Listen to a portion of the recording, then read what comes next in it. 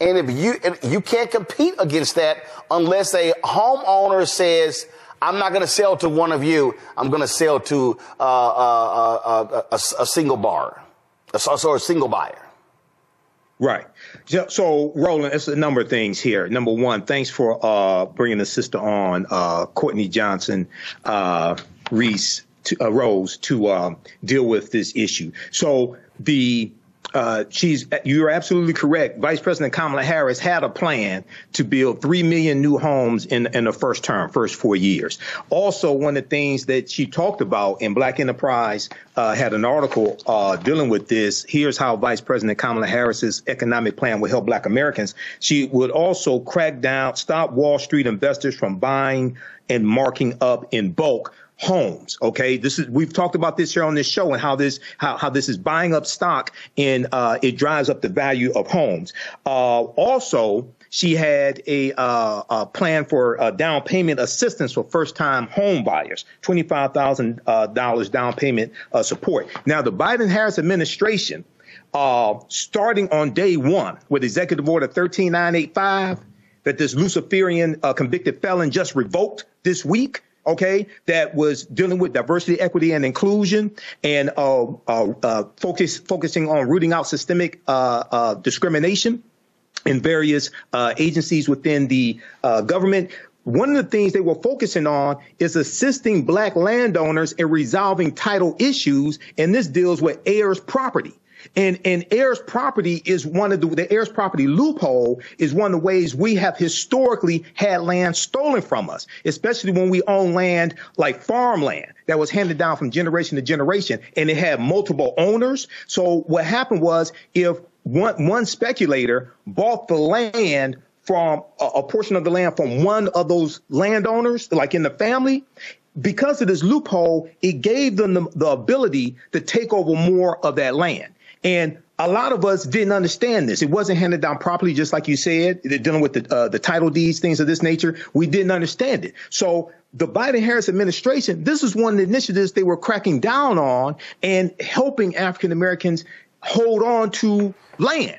Well, a lot of these initiatives are being reversed this week.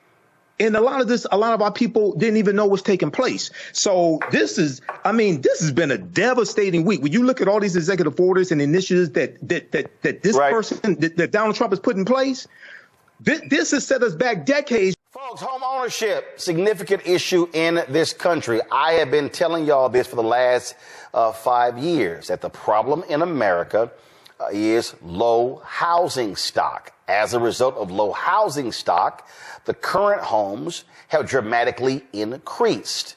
Guess what? We now have nearly a 30-year low in terms of the sale of homes. They fell last year. A lack of available inventory and rising borrowing costs have prevented many individuals, including African Americans, who are ready to buy a home from getting one. Dr. Courtney Johnson Rose, president of the National Association of Real Estate Brokers, joins us right now. Here's what jumps out. During the campaign, correct me if I'm wrong, I didn't hear no housing plan from the twice impeached, criminally convicted felon in chief Donald Trump. I heard a housing plan from Vice President Kamala Harris. Have you seen one from Trump and MAGA?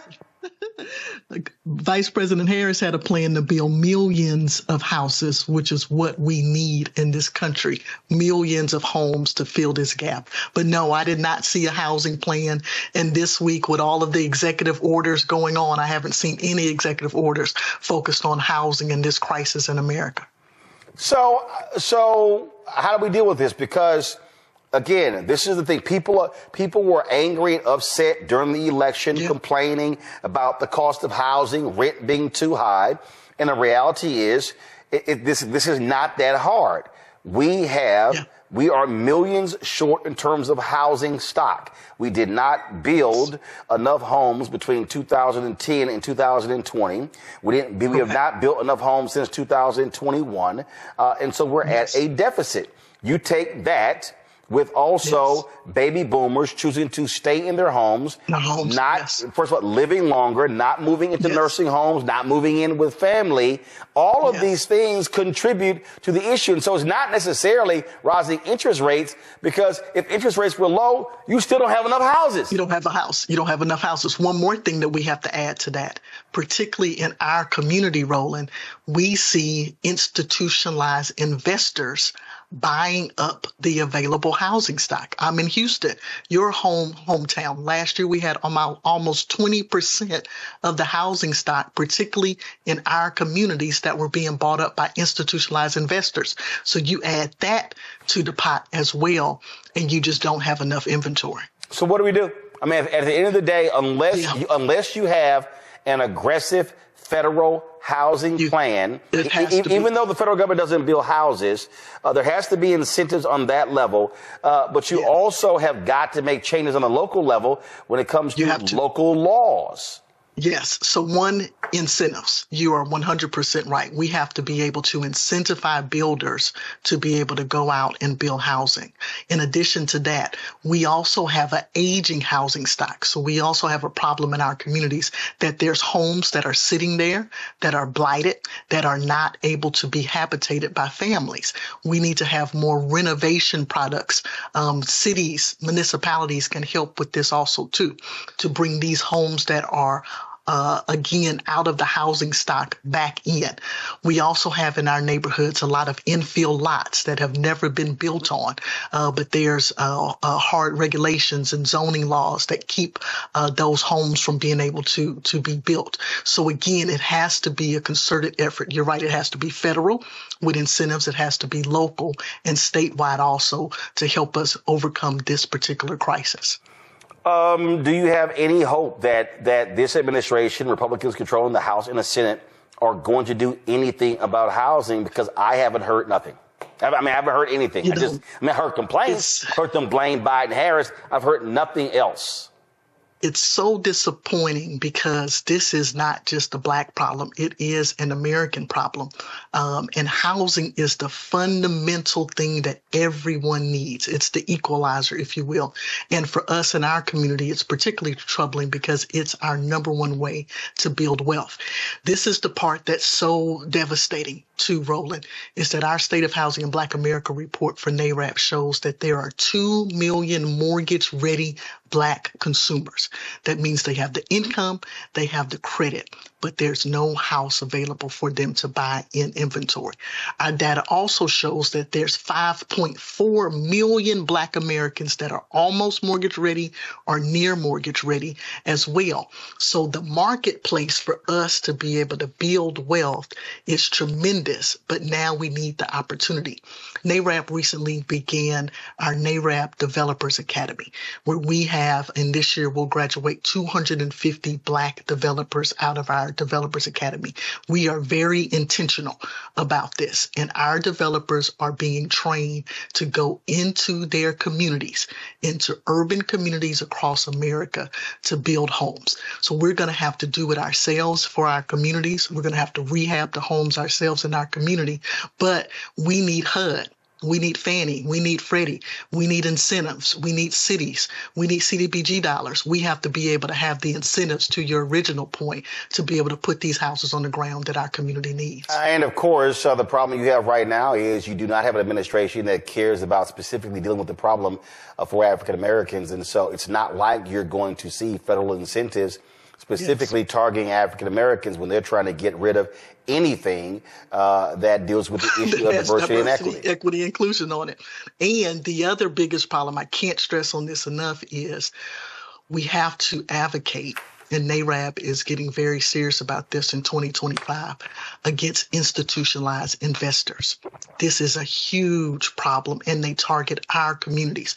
A house goes on the market that could be a perfect home for a first-time home buyer.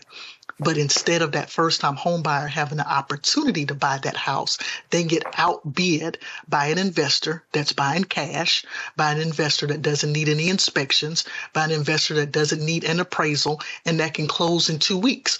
We cannot compete with that. So even if the inventory is there, we have to stop and advocate against these institutionalized. So how do we do it? So what does that look like? Is there any city? Yes. Is there any city or state that actually has put something in place to do what we're talking about? Yes, so there is some legislation, and we believe also too that this could be, Roland, a bipartisan issue. There's been some legislators on both the Republican and Democratic side that have now paid attention to institutionalized investors. Second piece that we're excited about that's plaguing our communities is heirs property. We have a course that we do with the National Bar Association called What to Do with Big Mama's House, because a lot of these homes that are being taken advantage of by investors are heirs property. It's properties that your grandmother used to have, but it wasn't passed down properly with the paperwork. So the family gets taken advantage of because they have not done the proper paperwork and probates and things of that nature to keep the property in the family. So we're excited that Representative Nikema Williams has an heirs property bill. Representative Emmanuel Cleavers has a Good Deed Act bill also too. So we are in support of these bills that help families work through their heirs properties issues so they don't get taken advantage of from institutionalized investors also. Well, again, something actually has to happen in this particular area. It's a state of emergency. Right, it's a huge state of emergency. And again, numerous stories have been done. We've been talking about this here. Go to my iPad. This story is from 2 years ago, where MetLife Development said by 2030, in 5 years, Wall Street investors will be owning 40% of all single-family homes, and their desire is not to sell. Their desire is to rent. Keep us renters. There you go. That's what the goal is. Keep us renters. And this is the thing too, when you look at housing prices, it's a supply and demand issue. So the less inventory that we have, it will cause the housing prices to keep rising and rising and rising and making homeownership even more unattainable. So the idea, the concept, the emergency is to put more inventory on the ground. We have to be able to incentivize investors to actually do that. All right, then. We certainly appreciate you joining us. Thank you for having us. Courtney Johnson Rose. Thanks a lot. Thank you. We appreciate you, Roland. Thank you. And I bring my panel, Michael Imhotep, host African History Network show out of Detroit. Dr. Abus Jones DeWeaver, co-founder and editor-in-chief, Max Black's Media out of D.C., Matt Manning, civil rights attorney out of Corpus Christi. Michael, I'll start with you. Go to my iPad, Henry. This is the same story that came from 2021. This is what it says, that MetLife Investment Management, citing a report from Yardi Matrix, said that at that time, Wall Street, SFRs, owned 700,000 single-family residences. That was 5% of the national housing stock. Now, this is in 2021. They estimated by 2030. Now, again, this story was dropped. You see, no, I'm sorry, this was dropped right here, y'all. You see, August 17th, 2022. They said August of 2022, these Wall Street institutions own 5% of the nation's housing stock. They said 8 years later, Michael, that number jumps to 40%, roughly 7.6 million homes. That is insane. And the point that you just heard Dr. Rose say, which is the problem, and listen, I deal with this every day. My phone, I get text messages, I get phone calls. How much you want to sell? How much you want to sell? Because the home that my homestead in Texas, which I've owned since 1999, they blow my phone up trying to buy it, and I'm like, no, I'm not selling it. But again, it's easier for them, and these are people who are not in the area. They're just simply looking at the sheet. They live in other parts of the country, and they're just grabbing homes. And if you can't compete against that unless a homeowner says, I'm not going to sell to one of you. I'm going to sell to a single buyer. Right. So, Roland, it's a number of things here. Number one, thanks for bringing the sister on, Courtney Johnson Rose, to deal with this issue. So you're absolutely correct. Vice President Kamala Harris had a plan to build 3 million new homes in the first 4 years. Also, one of the things that she talked about, and Black Enterprise had an article dealing with this. Here's how Vice President Kamala Harris's economic plan would help Black Americans. She would also crack down, stop Wall Street investors from buying and marking up in bulk homes. OK, we've talked about this here on this show, and how this is buying up stock, and it drives up the value of homes. Also, she had a plan for down payment assistance for first-time home buyers, $25,000 down payment support. Now, the Biden-Harris administration, starting on day one with Executive Order 13985, that this Luciferian convicted felon just revoked this week, okay, that was dealing with diversity, equity, and inclusion, and focusing on rooting out systemic discrimination in various agencies within the government. One of the things they were focusing on is assisting Black landowners in resolving title issues, and this deals with heirs property. And heirs property is one of the heirs property loophole is one of the ways we have historically had land stolen from us, especially when we own land like farmland that was handed down from generation to generation, and it had multiple owners. So what happened was, if one speculator bought the land from a portion of the land from one of those landowners, like in the family, because of this loophole, it gave them the ability to take over more of that land. And a lot of us didn't understand this. It wasn't handed down properly, just like you said. They're dealing with the title deeds, things of this nature. We didn't understand it. So the Biden-Harris administration, this is one of the initiatives they were cracking down on and helping African Americans hold on to land. Well, a lot of these initiatives are being reversed this week. And a lot of our people didn't even know what's taking place. So this has been a devastating week. When you look at all these executive orders and initiatives that this right. person, that Donald Trump has put in place, this has set us back decades, just what happened this week. So here's what I find to be quite hilarious, Avis. I'm looking at this story here. Go to my iPad, Henry. This guy, John Burns, CEO of John Burns Real Estate Consulting. He says in an article that conversations around institutional ownership should need to be more balanced. Our surveys show the majority of home renters today want to become homeowners at some point, but cannot right now for a variety of reasons that have less to do with the price of the home and more to do with their desire to settle down and stay in one place right now. Many people relocate, get divorced, etc., and want to rent a home for the time being. They may have kids, a pet, and a lot of stuff that won't live well in an apartment. But this is what I love right here. Additionally, Burns said large owners provide a better tenant experience than smaller landlords. They eliminate the fear of being forced to move if the owner sells the home and provides far better customer service and maintenance, he told Multifamily Dive. This is a joke. Most people out here ain't trying to sit here to buy homes and rent. They're not. They're actually just trying to buy a home. The issue we have here are people who want to buy a home cannot. And as a result, what we're seeing is, one, the homes that are being rented are sky high. Apartments are sky high because the owners know they can't go anywhere.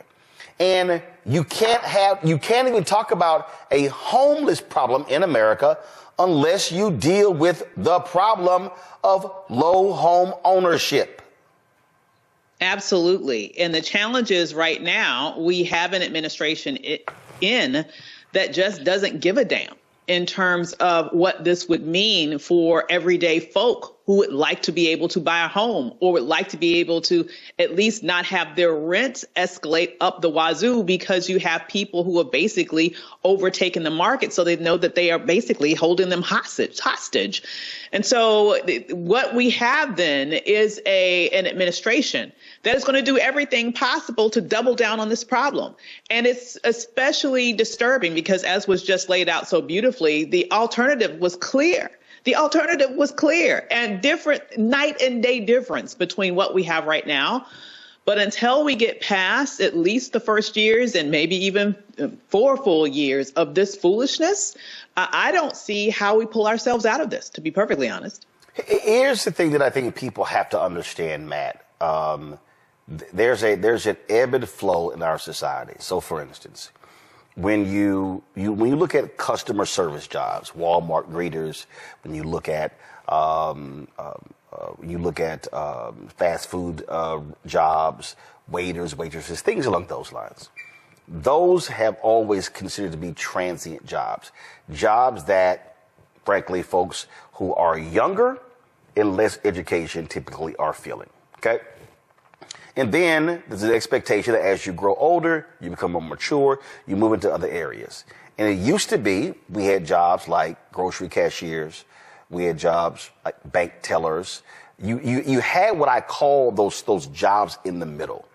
And so they were not white collar jobs, they were not blue collar jobs, but they were sort of right there in the middle. And so you sort of just graduate. Well, those jobs, technology just has wiped those jobs away. So now the people who would normally be in that middle tier, and they don't have the education to be in the upper tier. So what happens is they now fall to the lower tier jobs, which means that the people who normally would occupy the lower tier jobs, there's nothing below them. When you look at the housing, it's the exact same thing. You have a natural transition. That is, you turn 18, 20, 21, you leave your parents' home, then you get your own apartment. You live in that apartment, and then you may decide to say, you know what, I'm going to go live in a apartment that's a much better apartment, or I'm going to actually become a renter of a home to become a homeowner. Well, the problem that we have right now is because if you're locked out of home ownership, then you're right there in the middle. You're a home renter. And then the people who are naturally coming forward, because your population has increased, who should be coming into apartments, they can't get into apartments because the people in the middle are now in apartments. And so now, again, that middle is cut out. That's what people have to understand we deal with. You have this natural transition that happens in life. And when you wipe out that middle part, or the top part, you're now forced. And so now you have younger people who have no place to live. Now it's like living with family, or you have folks, and I've talked to numerous folks who are college graduates who are living 3-4 to an apartment. It's like commune living, and you have policymakers who do not want to deal with this because Republican policymakers, they are completely in bed with Wall Street. They have no problem with Wall Street owning 40% of all single-family homes. And unless that is dealt with, then we're going to truly have a national crisis in 5 years. When you look at the people who attended the inauguration and where they sat in proximity to the president, I mean, that asserts your point. When you look at, these titans of industry who are all now capitulating to Mr. Trump, excuse me, because they're worried about their bottom dollar, I think that goes to your point. And, I'm really glad you talked about policy, because that's part of what I was thinking in, some of the prior conversation on this. Is one of the big issues is that this is just unfettered capitalism. We don't have local governments and state governments who are doing anything to tamp this down. I like the idea that, Vice President Harris had a plan to build a record number of houses. But the problem with that is none of that matters if you don't have other controls that keep the prices within people's reach, to your point. And that's part of the issue. Is I think there's should be incumbent on our local governments to put things in place for people to keep the houses that they have. My dad has a church in one of the wealthiest parts of Austin. That part of Austin used to be an enclave for newly freed people, right? So a lot of his parishioners own homes that are extremely valuable, and they are among the most valuable property in the city of Austin, but they can't keep them because of taxes. Has the city of Austin implemented anything for those people to keep their houses? Yep. No. Yep. Right. No, and they know not only are houses, extreme asset, and that's the way that most people have built financial stability and financial wealth in this country, but that's a prime example. How do you not have, just as a matter of course, policy that says here are people who've had Big Mama's house, to use Dr. Rose's term, passed down for 3 or 4 generations. They're now in a point where their wages don't match their taxes, and therefore they can't keep the house. As a matter of course, we need to do something to allow people to be able to keep these homes. So some of this is policy driven and the lack of policy, and some of it is just unfettered capitalism. And frankly, housing as a commodity, we need to have a conversation, which we often have on this show. There are just some mores that we as society have allowed to be overrun. Housing, healthcare, some of the other things that we need just as a course through the course of our lives should not be commodified to the point that Wall Street titans can own 40% of the stock of single family residences. But until, we change as a society in terms of not allowing pass of certain guardrails, if you will, in our society, then we're going to have crises like this that will be exacerbated by politicians who want to kiss Mr. Trump's butt. Or as Julian Melville calls it, predatory capitalism. Support the African History Network, $ the AHN Show, through Cash App, through PayPal, paypal.me /the AHN Show. Thanks, Marsha, for the support. Here's our QR code for Cash App right here, the bottom of the screen. The information is also on our website, AfricanHistoryNetwork.com. You can register for the online classes that I teach. We do the classes live. All the sessions are archived and recorded. So you can go back and watch it anytime. You don't have to join us live in the class. And then you can download you can order my DVD lectures and digital downloads of my presentations as well. So that all will help you and help us as well. We know African American History Month is coming up also. And let's go to this here. Let's go to the website. Hold on. Let me flip over to this one last time. Follow us. Now I just shut down I just deactivated my TikTok account because I ain't doing TikTok. Maybe if it's sold to an American company, if it's sold to Mark Zuckerberg, that punk mother Zucker, I don't know if I'll go back to it. I'm not sure. But I have downloaded Fanbase, so I'm setting up Fanbase also. Everybody download Fanbase, set that up. That's an African American owned and operated social media platform owned by Isaac Hayes III. Okay, so you can support us here. Register for the online classes I teach Saturdays, 4 p.m. Eastern Standard Time. Register right here for it. You can do a debit card, credit card, or PayPal. Download our class lesson plan here. We have our Cash App right here, $ the AHN Show. So if you type it into Cash App, type in the full tag, $ the AHN Show, SHOW, because there's some fake ones out there, and they'll come up before you type in all of it. Okay, ours, it will say Michael, and it may show my picture there. Okay. So we have a QR code here, and this shows it also right here, this graphic here. And then paypal.me / the AHN Show through PayPal. And I know through PayPal, you can set it up for a recurring contribution if you want to. We definitely appreciate that as well. I can't remember if you can do that, set up for a recurring contribution through Cash App. Okay. All right, look, we have to get out of here. Hopefully you learned a lot today, because this is a lot of work to put all this together. Hopefully you learned a lot today. Remember, at the African History Network, we focus on educating, empowering, and inspiring people of African descent throughout the diaspora and around the world, because right now it's corrects wrong behavior. It's not over till we win. Wakanda forever. And we'll talk to you next time. And I got to give a shout out to my sisters at Zeta Phi Beta Sorority Incorporated. They just had the 105th Founders Day, January 16th, 2025. They were founded January 16th, 1920, Howard University. And my brothers of Phi Beta Sigma Fraternity Incorporated, we just had our 111th Founders Day, January 9th, 2025. All right. All right. Talk to y'all later. Peace. Remember, right now is correct. Wrong behavior is not over till we win. Wakanda forever. And we'll talk to you next.